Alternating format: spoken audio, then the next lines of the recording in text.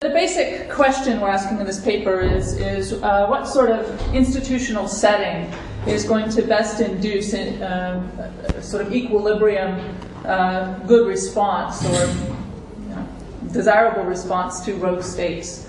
And so, of course, we're particularly motivated by the run-up to the Second Iraq War, and so we're particularly interested in focusing on sort of a stronger version of the UN versus a weaker version of the UN. So first I'm going to present a general model. I'm going to present some results on a sort of anarchic, or two anarchic baselines, where we're sort of looking at decentralized or uncoordinated responses of individual states to a rogue state. And then we're going to look at possible coordinated responses through some sort of simple abstractions that you might think of as capturing some key features of the UN Security Council decision-making process. So we're going to look at a stronger version of this abstracted UN, where you have basically some sort of unanimity rule framework where if everybody agrees that there should be some coordinated response to the rogue state, then there's an opportunity for states to join in a sort of approved and legitimated enforcing coalition. And then a weaker version of the United Nations where even if unanimity is not satisfied, even if some member states vote no, there's still a possibility of forming a breakaway coalition of the willing in which states who wish to coordinate their response can do so. So the coordination, or the coalition of the willing, of course, is a term of art that was, I think, coined by Clinton during the international intervention into Bosnia, and of course was revived in the Second Iraq War. And these issues are still very much before us as we think about the international response to Syria and Russian opposition to any kind of UN coordinated sanctions, or when we think about North Korea, and until recently, China has been putting the brakes on any effort to coordinate sanctions through the UN there. Some views from the trenches on the United Nations and its desirable or undesirable effects.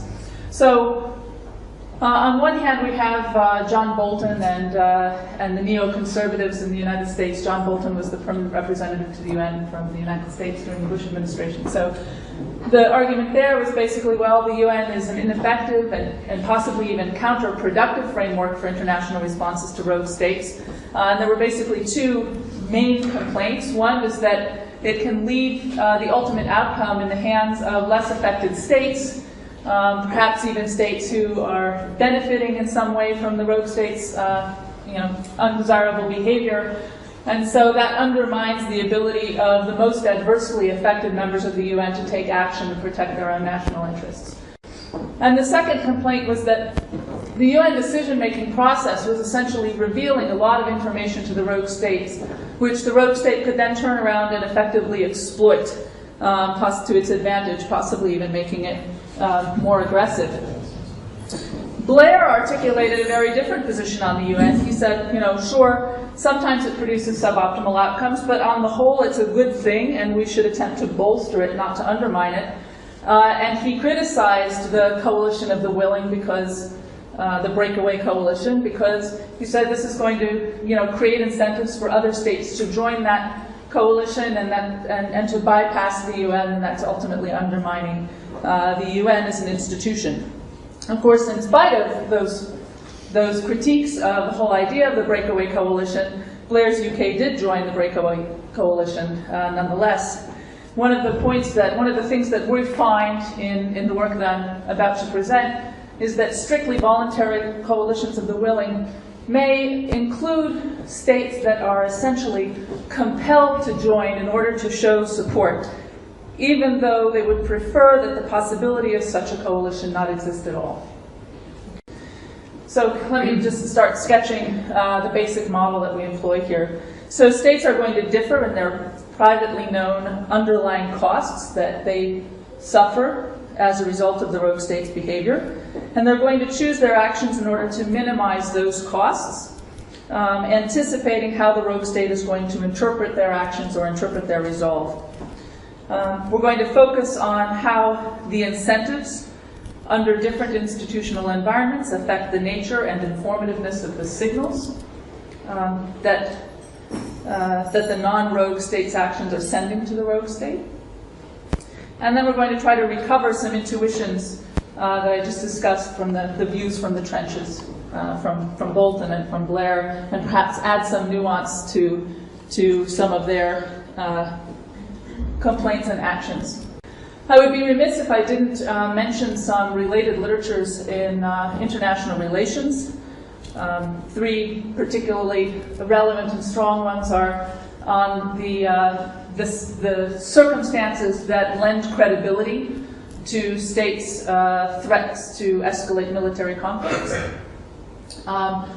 Another literature on the politics in and around the UN Security Council and its decision-making process, and of course on collective action problems in forming alliances.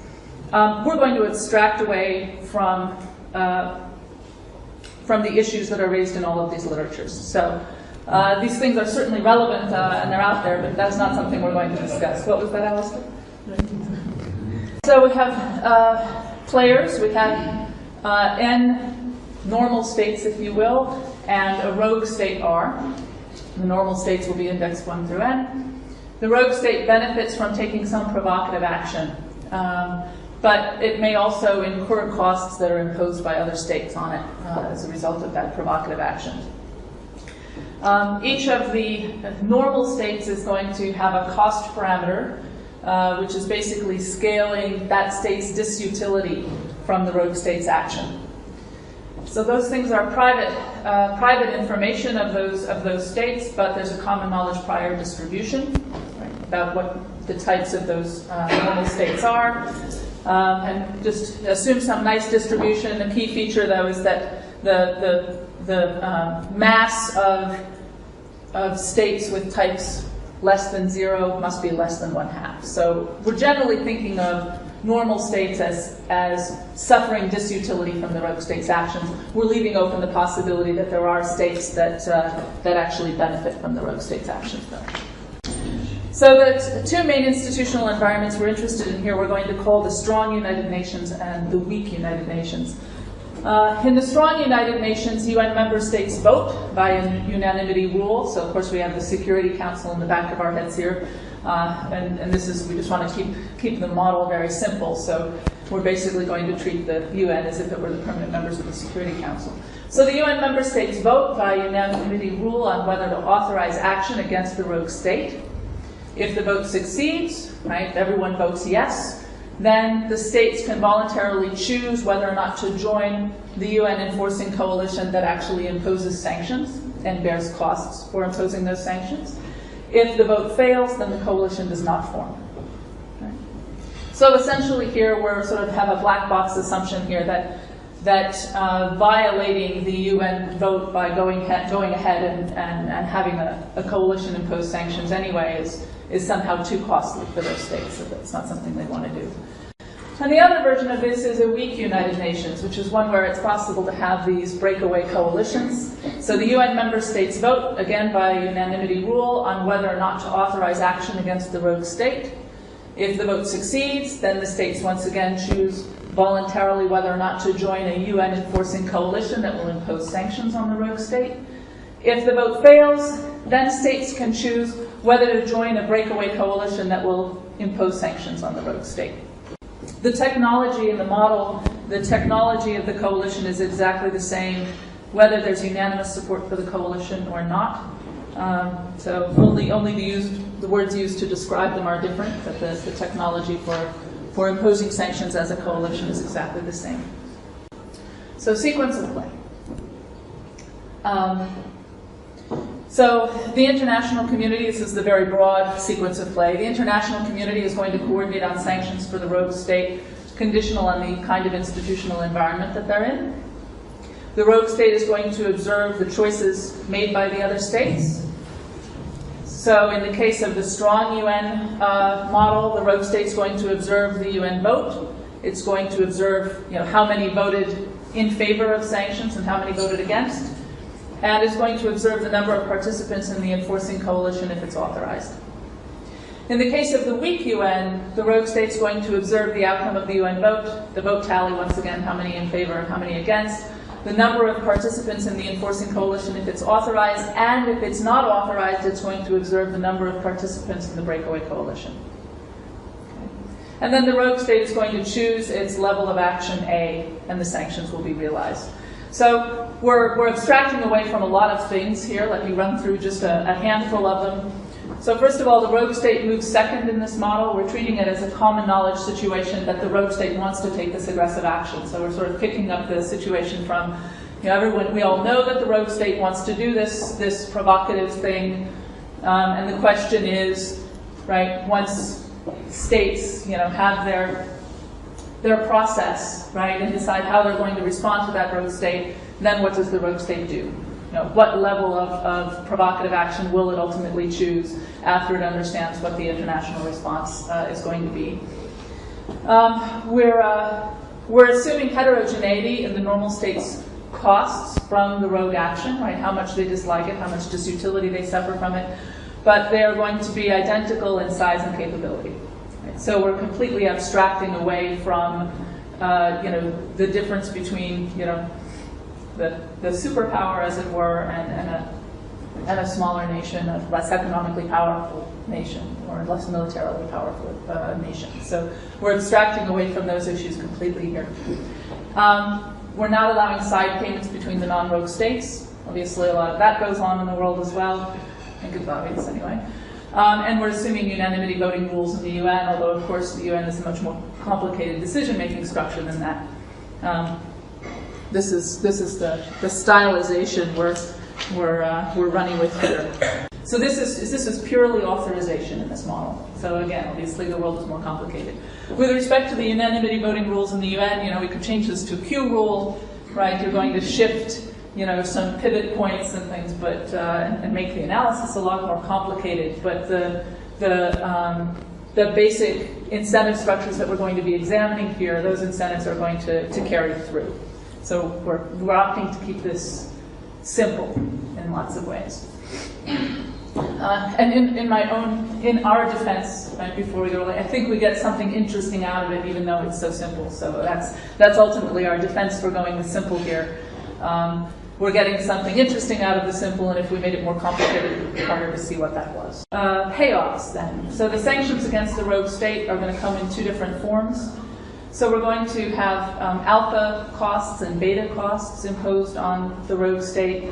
The alpha costs are essentially scaling the costs that states can unilaterally, the sanctions that states unilaterally impose on the rogue state. So this doesn't it's not like the rogue state is only sanctioned or only suffers from other states' dislike of its behavior when there's some kind of enforcing coalition. States can act unilaterally here and do. So there's sort of an automatic individual sanction that states unilaterally impose. And then if they actually join together in a coalition, there's going to be some additional cost, some additional sanction scaled by beta that's imposed on the rogue state. You can think of that as how much does the bite of our sanctions increase if we actually get together and coordinate our actions in a concerted way, as opposed to each of us just taking our own individual actions against that state. The rogue state's utility then is going to be scaled by, so its own action is A. Gamma is scaling the benefit associated with its own action, so that's a positive thing. It likes to take this action A. And then we're going to subtract away from that some cost of sanctions. So T is the vector of other states' types. So the sanction that is imposed on the rogue state, right, the effective sanction, the costs that it bears, is going to be a function of the sum of other states' dislike multiplied by alpha, the unilateral sanctions, right? And how many states choose to join any kind of coalition against it, right? The more states join, the more costs are imposed, scaled by beta, and all that's multiplied. Is going to depend, of course, also on the provocativeness of its own action. So the more aggressive it is, the higher action A is, the more severe the costs that are going to be imposed on it.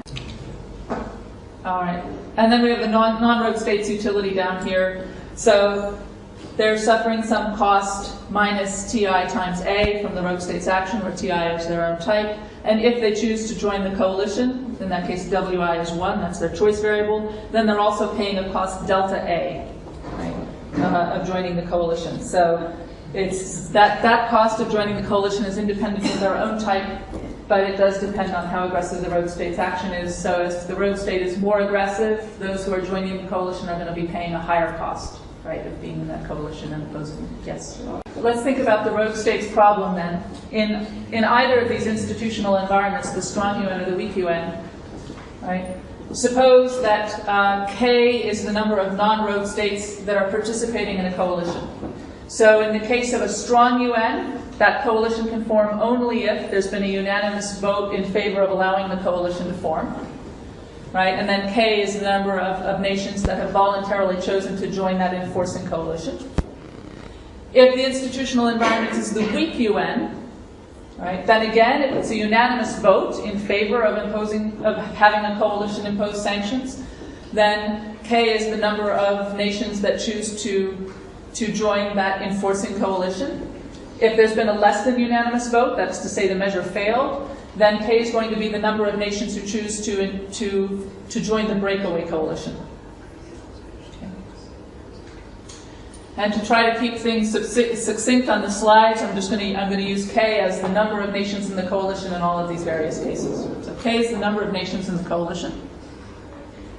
So the expected utility of the rogue state then from taking action A is going to be its benefit gamma A minus this term that scales the expected size of the sanction times A squared.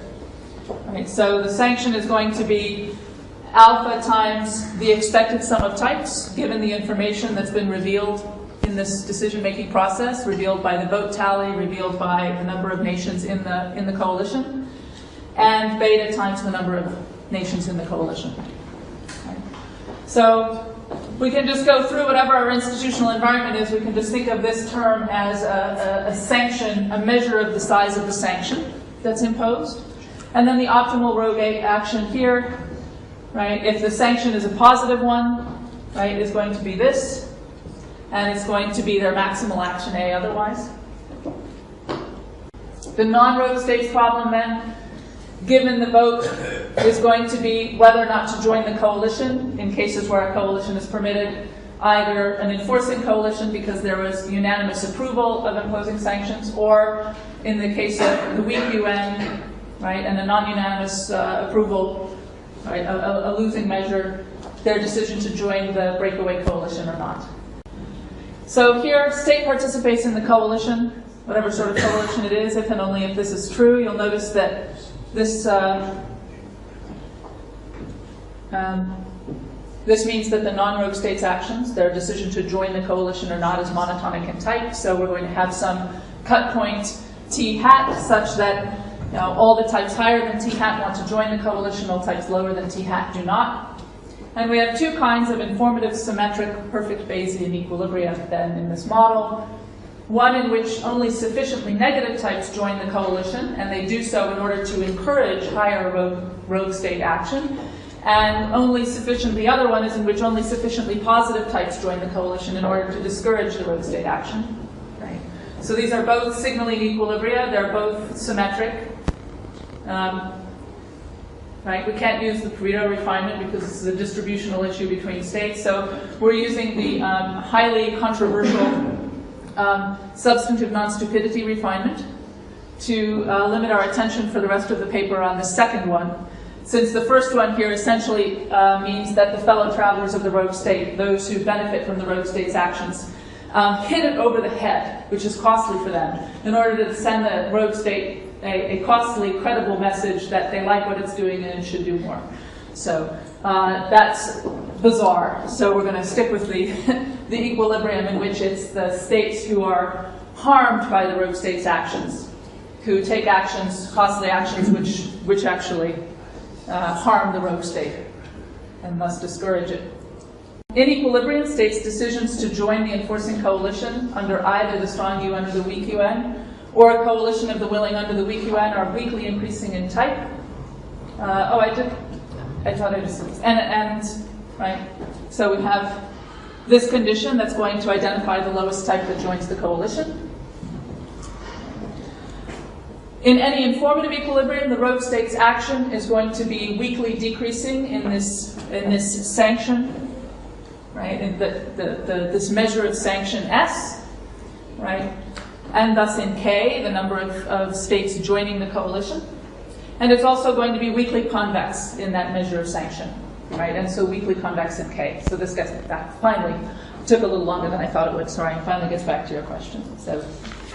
So under the strong UN, state I is going to vote to authorize sanctions, authorize a coalition enforcing sanctions, if and only if its type is positive. Right? And so then we've got a sanction, if the vote was unanimous in favor of the enforcing coalition, and we have this level of sanction if it's not. Under the weak UN, where we allow the possibility of breakaway coalitions of the willing. So the possible, sorry, that BI should be a WI, but states' decisions to participate or not participate in a breakaway coalition following a non-unanimous vote to obtain UN authorization, right? It's basically the same sort of calculation that we did before. So once again, the state's going to vote to authorize only if its type is positive. And in this case, the voting is essentially cheap talk, unlike the strong UN, because they can still join a breakaway coalition using exactly the same technology that they used before. So I see the 5-minute sign go up, so let me hurry a bit.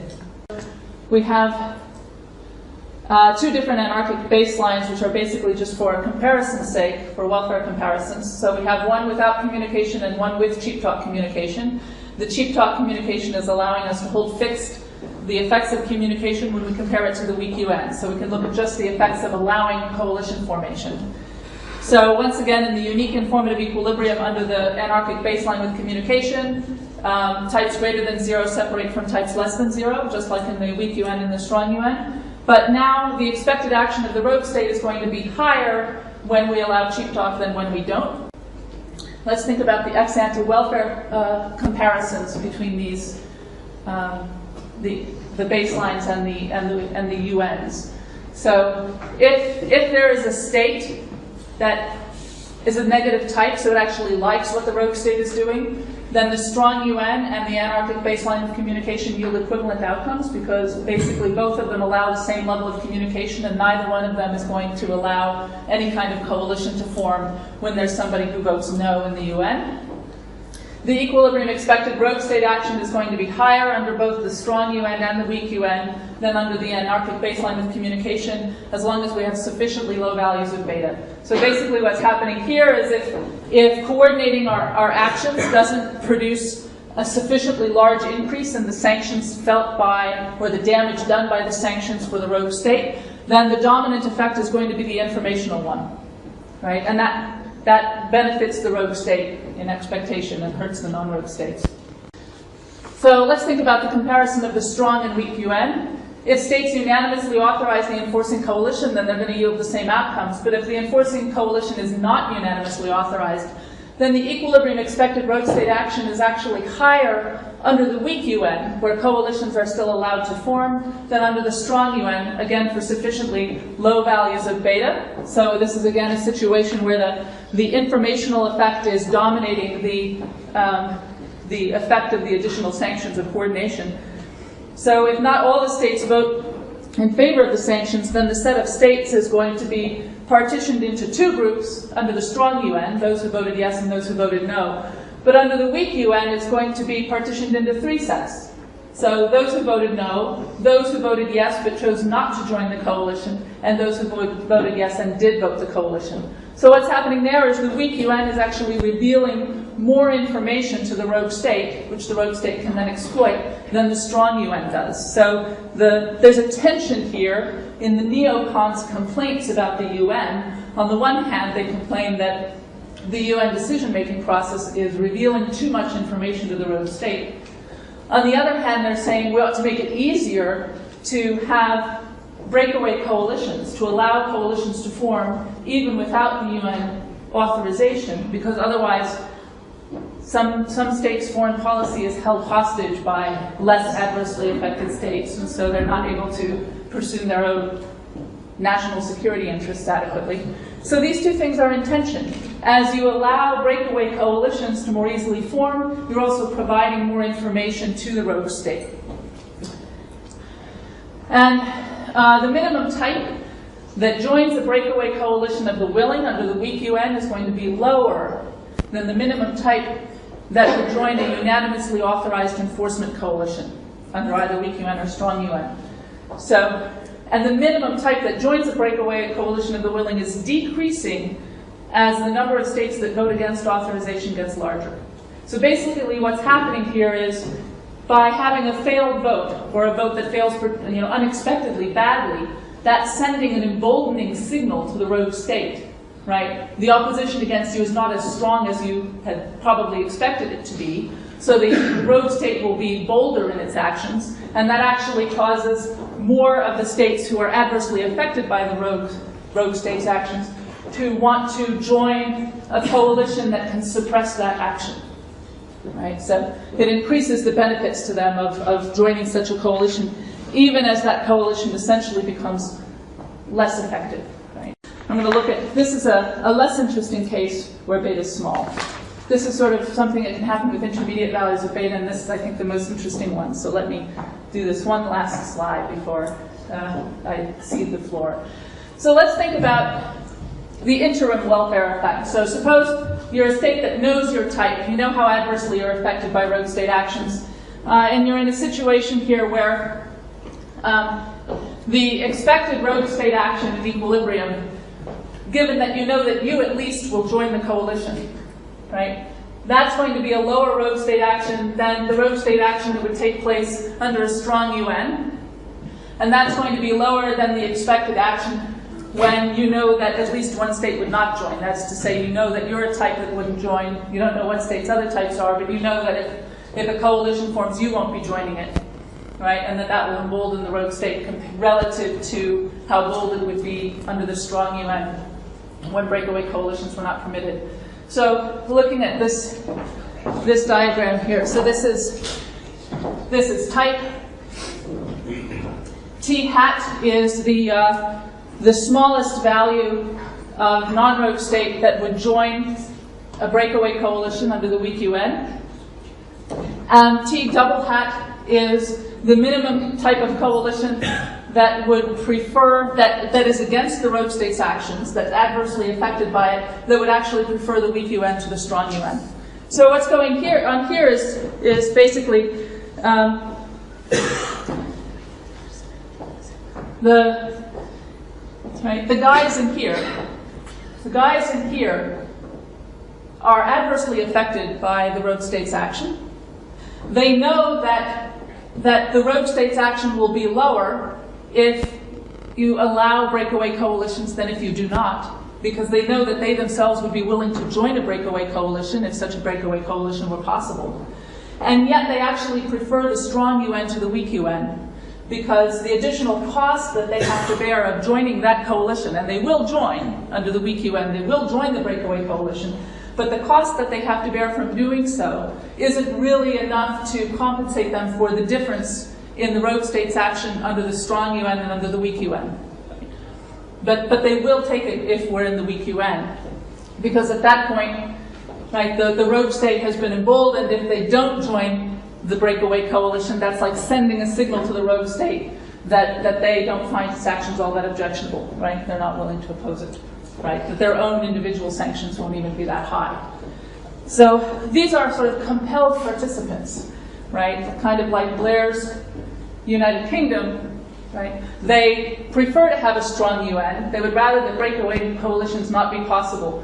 But once it becomes clear that a breakaway coalition is a possibility, they're unwilling to sit on the sidelines because they know that doing so is going to be sending the wrong kind of signal to the rogue state and will further embolden the rogue state. So instead they join that breakaway coalition, even though in some sense they would be better off if it did not exist at all.